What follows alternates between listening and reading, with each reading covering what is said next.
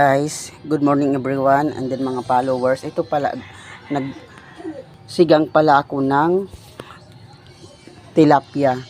Isinigang ko siya, imbis na gagawin ko tong inihaw, wala man kaming uling. So nagsigang na lang ako.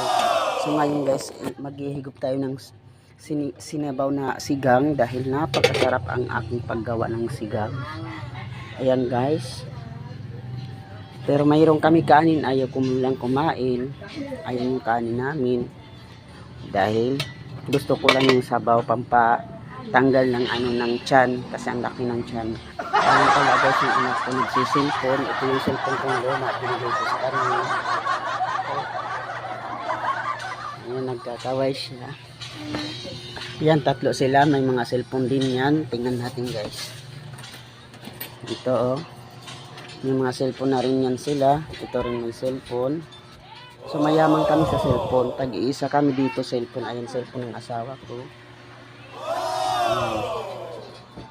Mayaman kami dito sa cellphone. Sa isang bahay, lahat to may cellphone. Dito sa amin. Nanay ko may cellphone na rin. Dikipad nga lang.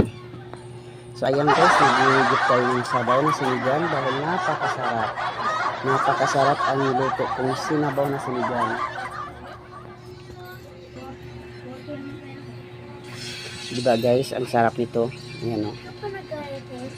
Ang paggagawa ko ng sigang ay ginisa ko muna ng bawang sibuyas, luya, kamatis bago ko lagyan ng tubig.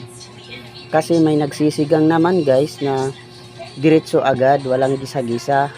Hindi ko yung gusto. Ito ang gusto ko na bagong trending, ginisa ang mga sahog